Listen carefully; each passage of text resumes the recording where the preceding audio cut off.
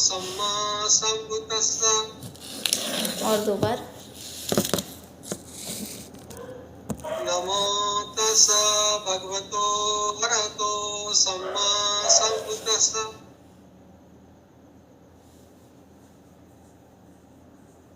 नमो तस्स भगवतो अरहतो सम्मा सम्बुद्धस्स।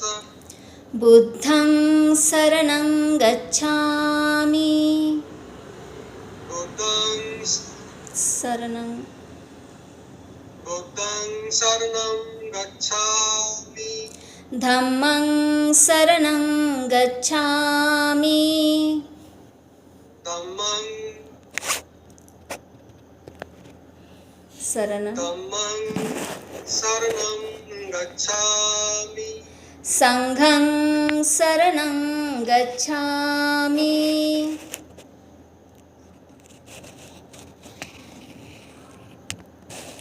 संघं शरणं गच्छामि। द्वितीयंपि बुद्धं शरणं गच्छामि।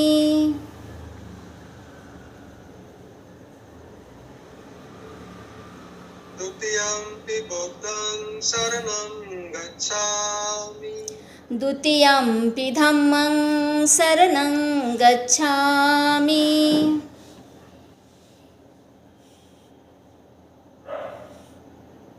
द्वितीयंपि धम्मं शरणं गच्छामि। द्वितीयंपि संघं शरणं गच्छामि।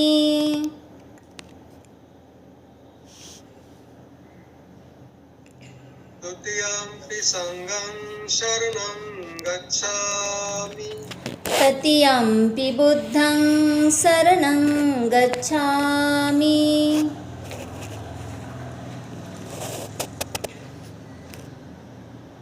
तृतीयंपि बुद्धं शरणं गच्छामि। तृतीयंपि धम्मं शरणं गच्छामि।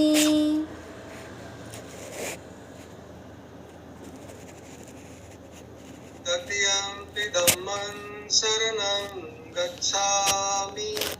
तृतीयंपि संघं शरणं गच्छामि।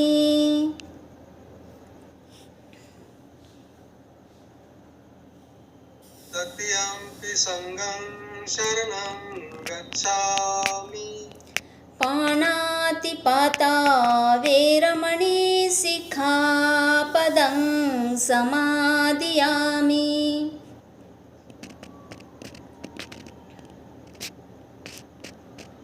पाणातिपाता वेरमणि सिक्खापदं समादियामि। अदिन्नादाना वेरमणि सिक्खापदं समादियामि।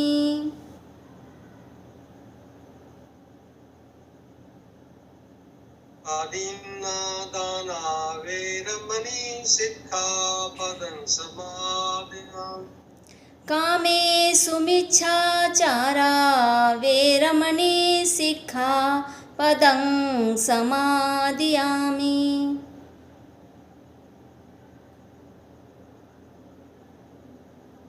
कामेषु मिच्छाचारा वेरमणि सिक्खापदं समादियामि।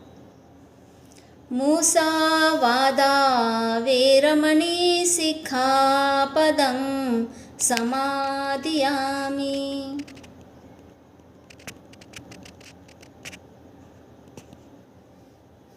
मुसावादा वेरमणि सिक्खापदं समादियामि। सुरामेरय मज्जपमादठाना वेरमणि सिक्खापदं समादियामि।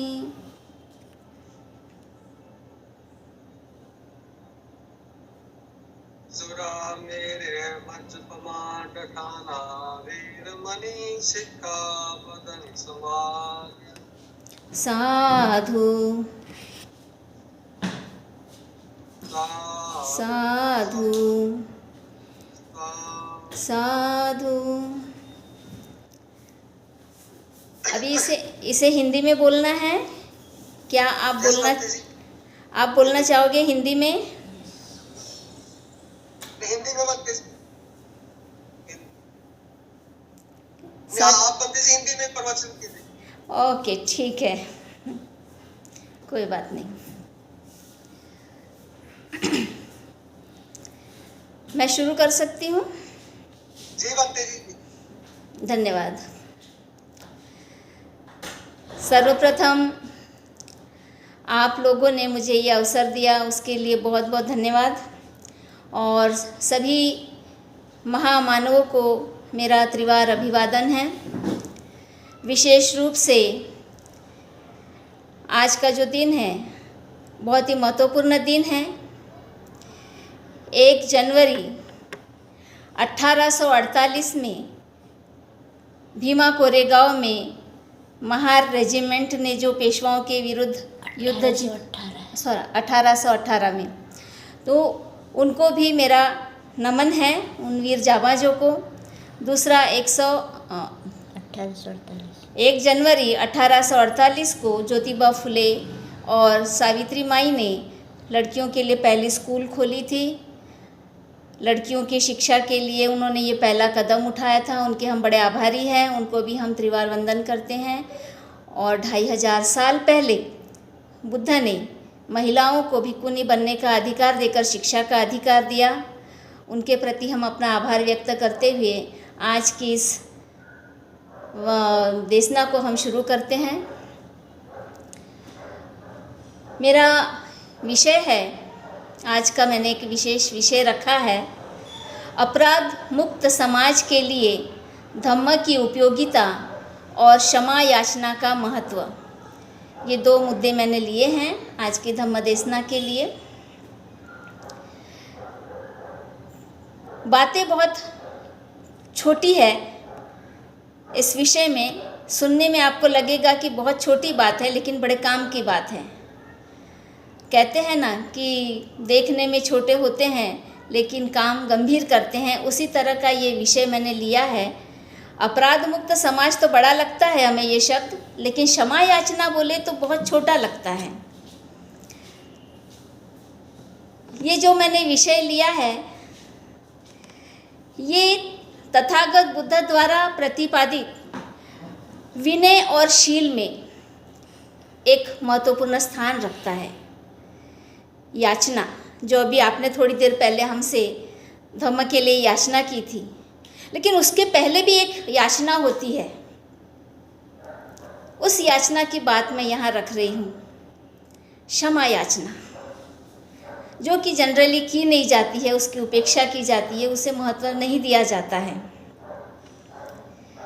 जो बौद्ध संस्कार और सभ्यता का एक आधार है, जिसे हम बौद्ध धम्म के कार्यक्रम की सामान्य प्रक्रिया में देखते हैं। भले ही आज नहीं किया जा रहा हो, लेकिन हम भिक्षु भिक्षुणियों का जब कार्यक्रम होता है, जब हम इकट्ठा आते हैं, तो उसमें हम ये क्षमा याचना करते हैं। वैसे आज के परिप्रेक्ष्य में हम देखेंगे तो किसी भी कार्यक्रम में आदरणीय महामानवों को अभिवादन कर सम्मान देने के बाद मार्गदर्शक से एक याचना की जाती है, अर्थात विनंती की जाती है, जिसे आज की इंग्लिश भाषा में रिक्वेस्ट करना भी कहते हैं। वे उन्हें रिक्वेस्ट करते हैं कि आदरणीय, माननीय, हम आपका अभिवादन करते हैं, सम्मान करते हैं और आपको आदर के साथ मंच पर बुलाते हैं। कृपया आप अपना वक्तव्य दें या अपने अनमोल विचार हमें बताएं या हमारा मार्गदर्शन करें। इस तरह की बात हमें आज के कार्यक्रमों में दिखाई देती है। एक प्रक्रिया है, इसे हम कहते हैं मंच के मैनर्स या एटिकेट्स, इस तरह से हम उसको समझते हैं। आप सभी ने इसका अनुभव लिया होगा। ये जो मंच के मैनर्स और एटिकेट्स है, मंच पर किसी को सम्मान के साथ बुलाना और उसको वक्तव्य देने के लिए रिक्वेस्ट करना, ये किसने शुरू किया होगा? या किसने सिखाया होगा? ये प्रश्न किया जा सकता है कि ये जो प्रक्रियाएं हैं कार्यक्रम में करने की, एक सभ्य प्रक्रियाएं हम इसको कहेंगे, ये किसने कब कैसे शुरू की होगी? यदि हम ये सामान्य लोगों को प्रश्न पूछेंगे तो कुछ लोग कह सकते हैं कि यह सभ्यता शायद मुगलों से आई हो, उन्होंने शुरू किया हो, या कुछ कहेंगे कि यह सभ्यता ब्रिटिशों से आई है, या कुछ की राय इससे भिन्न भी हो सकती है। सच के लिए पीछे इतिहास में खोज करने की आवश्यकता है। जब मैं इस बारे में सोचती हूँ, मैं खुद जब इस बारे में सोचती हूँ या खोज करती हूँ, तो इस संबंध में मेरी खोज तथागत बुद्ध के द्वारा आरंभ किए गए संघ शासन पर जाकर रुकती है। आप सब जानते हैं कि बुद्ध ने संघ का निर्माण किया था और संघ में एक डिसिप्लिन फॉलो किया जाता था, एक प्रशासन चलता था, एक प्रक्रिया होती थी उसकी। उसमें हम देखते हैं कि गुरु के पास शिक्षा मांगने के लिए शिष्य को याचना करनी पड़ती है। वो उसे नमन करने के बाद या अभिवादन करने के बाद में धम्म की याचना करता है। ये याचना 2 प्रकार की होती है। पहली याचना किए हुए अपराधों के लिए क्षमा मांगना, इसे क्षमा याचना कहते हैं। और दूसरी याचना में 3 शरण के साथ शील और धम्म देने की मांग की जाती है। ये 2 याचनाएं होती हैं, किंतु आज मैं यहाँ मुख्य रूप से पहली याचना पर ही बात रखना चाहती हूँ। जाने अनजाने में हम इस पहली याचना को महत्वहीन मानकर बोलते नहीं हैं।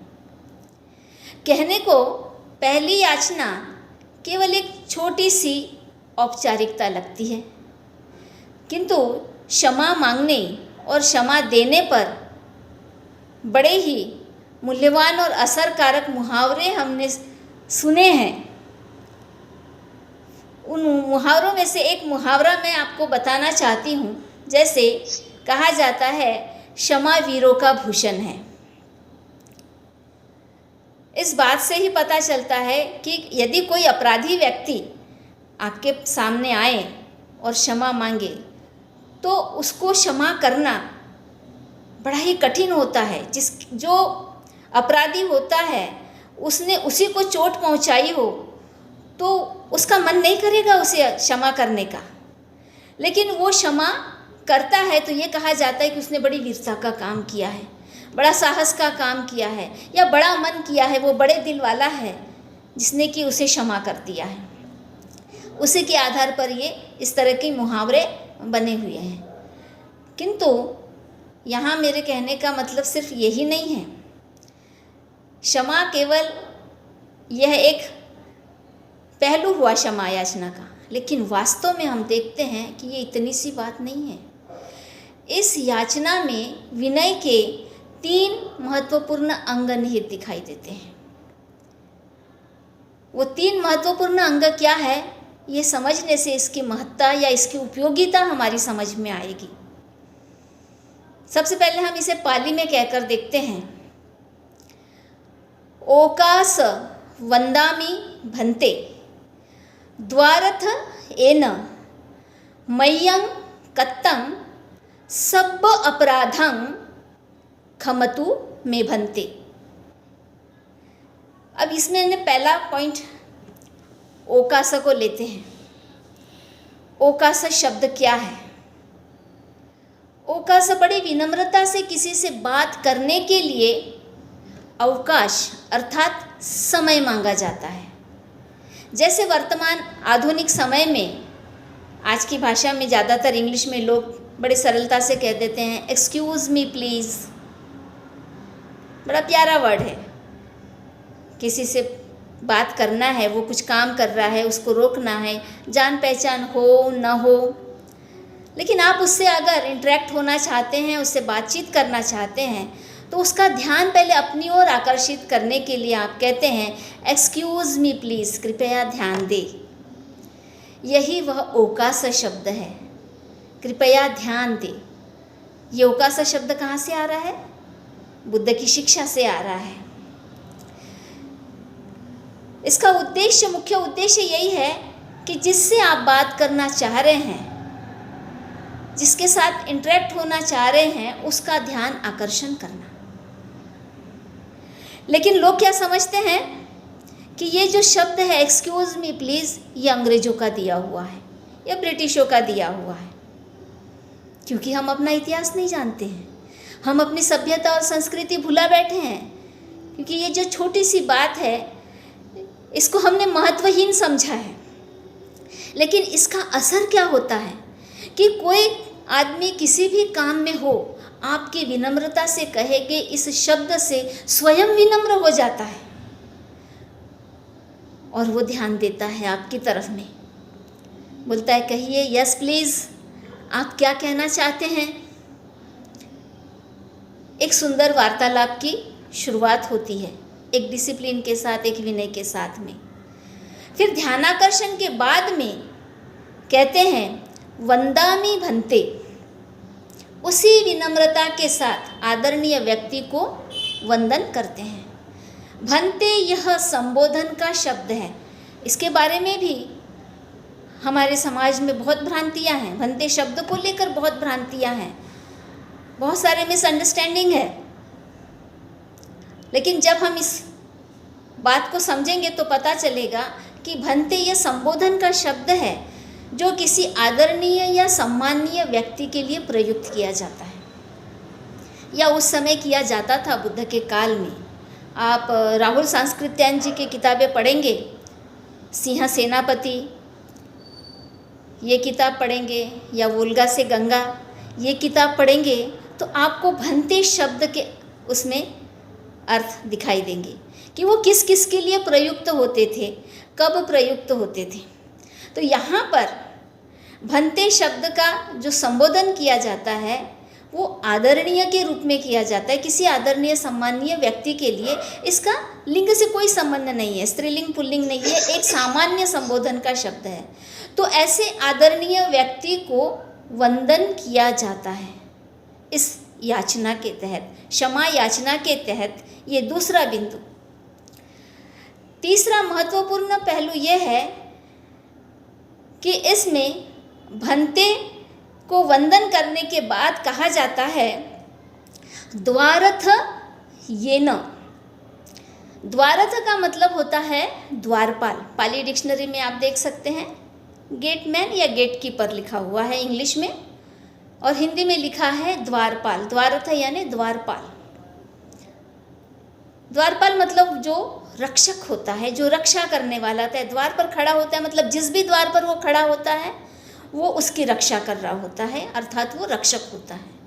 येना का अर्थ होता है बिकॉज ऑफ, अर्थात इसलिए। बिकॉज ऑफ यानी इसलिए। तो ये पूरे शब्द, दोनों शब्दों का अर्थ क्या हो गया कि आप द्वारपाल है इसलिए। द्वारथ येना यानी आप द्वारपाल है इसलिए। मय्यं कत्तं, यहाँ पर मय्यं का अर्थ होता है हम, और कत्तं यानी किए गए, यानी हमारे द्वारा किए गए। मय्यं कत्तं यानी हमारे द्वारा किए गए। फिर उसके बाद शब्द आता है सब अपराधं, अर्थात सभी अपराधों के लिए। सब यानी सभी और अपराधं यानी अपराधों के लिए। खमतु में भन्ते, अर्थात भन्ते मुझे क्षमा करें। खमतु का अर्थ होता है क्षमा करें। इसे हमने अभी टुकड़ों टुकड़ों में समझा अर्थ को, एक एक शब्द को। इसे एक साथ इस प्रकार कहेंगे, कृपया अवकाश दे आदरणीय, मैं वंदन करता हूँ, आप धम्म रक्षक है, इसलिए हमारे द्वारा किए गए अपराधों के लिए हे आदरणीय मुझे क्षमा करें। क्षमा याचना का यह संपूर्ण अर्थ, या मैं इसे कहूँगी भाषानुवाद है, ये अनुवाद है, जानने के बाद एक प्रश्न जेहन में उभरता है, और वो प्रश्न है कि आदरणीय व्यक्ति अर्थात भन्ते यानी आदरणीय व्यक्ति को द्वारपाल क्यों कहा गया है। ये प्रश्न उभरना चाहिए और उभरता है। यदि वह द्वारपाल है या रक्षक है तो किसका रक्षक है या किसकी रक्षा कर रहा है, किस चीज का वो द्वारपाल है। तब तथागत के बताए अनुसार हमें ये ज्ञात होता है कि आदरणीय वह होता है जो स्वयं शीलवान होता है, जो स्वयं सदाचारी होता है, या जिसने स्वयं कोई अपराध न किया हो, जो अपराधी न हो, जिसने अपराध न किया हो, जो शीलों का पालन करता हो, ऐसे सदाचारी या नैतिकतापूर्ण व्यक्ति को आदरणीय कहा जाता है। इसका मतलब क्या हो गया कि वो स्वयं उस बात को पालन करता है, शील सदाचार का पालन करता है, अर्थात वो खुद तक उसकी रक्षा कर रहा है, शीलों की रक्षा कर रहा है, वो नैतिकता की रक्षा कर रहा है। यदि कोई व्यक्ति स्वयं शील सदाचार का पालन नहीं कर रहा है, इसका मतलब वो शील सदाचार की रक्षा नहीं कर रहा है, वो अनैतिक हो गया है, वो नैतिकता का रक्षक नहीं है। तो यहाँ पर किसी को यदि क्षमा याचना की जा रही है तो उस क्षमा याचना का अर्थ है कि जिससे भी वो कर रहा है वह व्यक्ति शील सदाचार संपन्न है, वह शीलों का रक्षक है, वो धम्म का रक्षक है, इसलिए उससे माफ़ी मांगना उचित है, उससे क्षमा मांगना उचित है। इस बात को इस तरह भी हम सिद्ध कर सकते हैं। एक बार एक जिज्ञासु भिक्खु ने तथागत से प्रश्न किया था, योद्धा योद्धा हम अपने आप को कहते हैं। क्या कहता है वो भिक्खु तथागत बुद्ध से? योद्धा योद्धा हम अपने आप को कहते हैं, भगवान हम योद्धा किस प्रकार है? तब तथागत बुद्ध ने कहा, भिक्खुओं हम युद्ध करते हैं। तब तथागत बुद्ध ने भिक्खुओं से कहा कि हम युद्ध करते हैं, तो दूसरा प्रश्न निर्माण हो गया, हम कैसा युद्ध करते हैं? तो तथागत जवाब देते हैं, भिक्खुओं हम श्रेष्ठ शील के लिए युद्ध करते हैं, हम श्रेष्ठ अप्रमाद के लिए युद्ध करते हैं, हम श्रेष्ठ प्रज्ञा के लिए युद्ध करते हैं। और वो कहते हैं, जहाँ शील को खतरा हो संघर्ष से मत डरो, संघर्ष से मत घबराओ। यदि जब भी देखो आप कहीं पर शील को खतरा हो या नैतिकता को खतरा हो या धम्म को खतरा हो, ऐसे समय में घबरा कर भीगी बिल्ली बनकर मत बैठो, उससे संघर्ष करो, उससे लड़ो। अर्थात यहाँ पर तथागत भिक्खुओं को दोहरी जिम्मेदारी देते हुए दिखाई दे रहे हैं। ये दोहरी जिम्मेदारी क्या है? स्वयं में प्रज्ञा, शील और अप्रमाद के लिए संघर्ष करना है। एक भिक्खु या भिक्खुनी या कोई भी धम्म प्रचारक हो, वो स्वयं में पहले अपने आप में एक संघर्ष करता है। जब उसके ऊपर विकार आक्रमण करते हैं, राग, द्वेष, लोभ, लालच, आसक्ति या किसी भी प्रकार के बुरी भावनाएं उस पर आक्रमण करते हैं या उसके माइंड में आते हैं, उसके चित्त में आते हैं, तब उसका युद्ध शुरू हो जाता है अपने आप से। अपने चित्त में वो अपने आप से लड़ाई करता है इन चीज़ों को हटाने के लिए, इन बुरे भावनाओं को, बुरे विचारों को और बुरे विकारों को हराने के लिए वो संघर्ष करता है। तब वो एक अपने आप में योद्धा होता है। और वो जब उसमें जीत जाता है, विजित होता है, वो कैसे होता है? वो सावधान रहता है, वो जागरूक रहता है, वो सावधानी के साथ में, जागरूकता के साथ में उन बुराइयों से लड़ता है, अश्लीलता से लड़ता है, अनैतिकता से लड़ता है। तब वो जीत जाता है, तब वो सही आदरणीय व्यक्ति कहलाता है, वो धम्म प्रचारक होता है। फिर दूसरी जिम्मेदारी उस पर आती है कि ऐसा आदरणीय व्यक्ति, ऐसा शीलवान धम्म प्रचारक अन्य लोगों को भी धम्म की शिक्षा दे, अन्य लोगों के भी अपराधों को कम करने की कोशिश करे, अन्य लोगों को भी वो नैतिकता का रास्ता बताएं, उस पर चलने के लिए उसको प्रेरित करें। एक जगह बाबा साहब ने बड़ा सुंदर लिखा है, ये जो मैंने प्रसंग लिया है ये त्रिपिटक में पाली में भी आया हुआ है, बाबा साहब ने बुद्ध और उनका धम्म में पंचम कांड में लिया है इसे।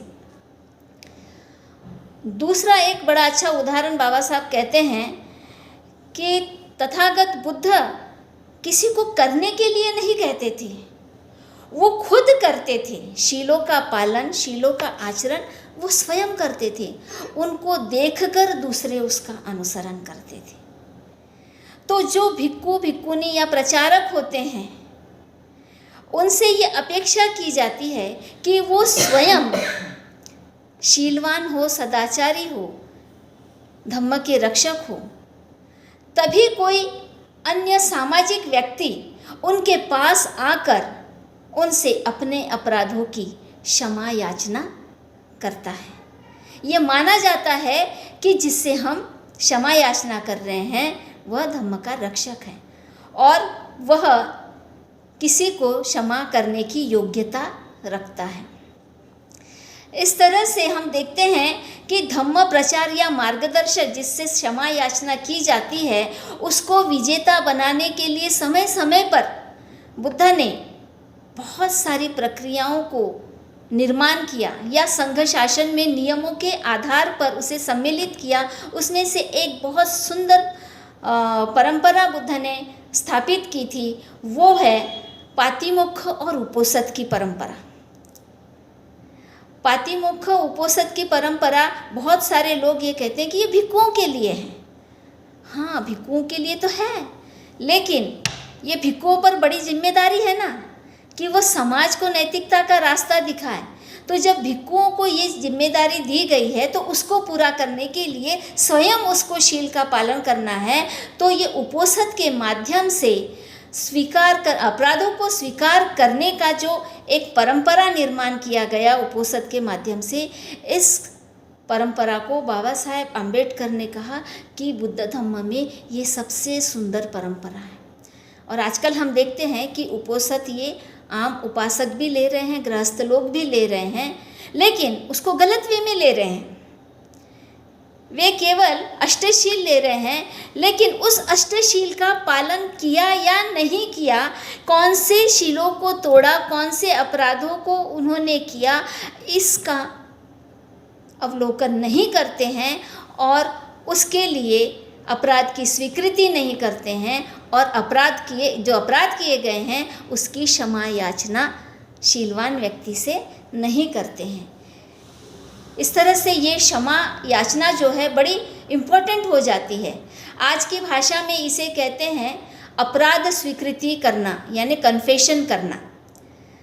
तथागत बुद्ध ने कहा है कि जो अपने अपराधों को छिपाता है और अपराध स्वीकार नहीं करता है वो कभी भी अपराध से मुक्त नहीं होता है। वह हमेशा डरा हुआ रहता है, वो हमेशा चिंतित रहता है, अशांत रहता है। उसे भय रहता है कि मेरे अपराध की कलई कहीं खुल न जाए, किसी को पता चल न जाए कि मैंने झूठ बोला है, किसी को पता न चल जाए कि मैंने चोरी की है। वो हमेशा डरा हुआ, वो चिंतित रहता है, उसकी सुख शांति भंग हो जाती है।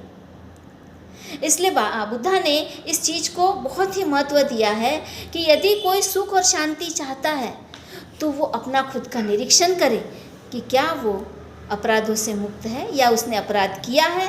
तो अपराध किया है तो उसे स्वीकार करे और उसे दोबारा न करने का संकल्प करे।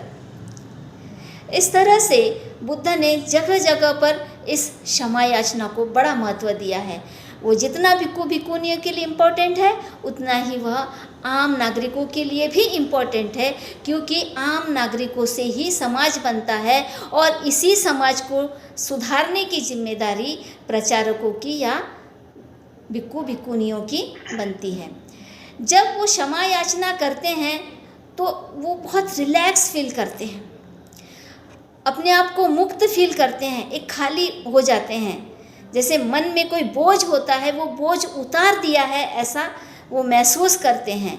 और जब वो बोझ उतर जाता है, चित्त शुद्ध हो जाता है, तो फिर दूसरी याचना में किया जाता है कि कृपया दोबारा हमसे अपराध न हो, इसलिए हमें त्रिशरण पंचशील और धम्म बताएं। इसकी तुलना मैं हमेशा बाबा साहब की 22 प्रतिज्ञाओं से करती हूँ। बाबा साहब ने जो 22 प्रतिज्ञाएं दी थी, उसमें जो शुरुआत की 8 प्रतिज्ञाएं हैं, वो यही कहती है कि अपने चित्त में या हमारे जो मानसिकता में या मान्यता में जो भी पहले से रहा है, जिससे हमें कोई लाभ नहीं हुआ है, जो हमारे दुख का कारण है, उसे पहले हटाना है। उसकी मान्यताओं को, उसकी परंपराओं को निकाल बाहर फेंकना है। और जब वो पुरानी मान्यताएं हमारे माइंड से हट जाती है, माइंड शुद्ध हो जाता है, तब उसमें धम्म के विचार दिए जाते हैं।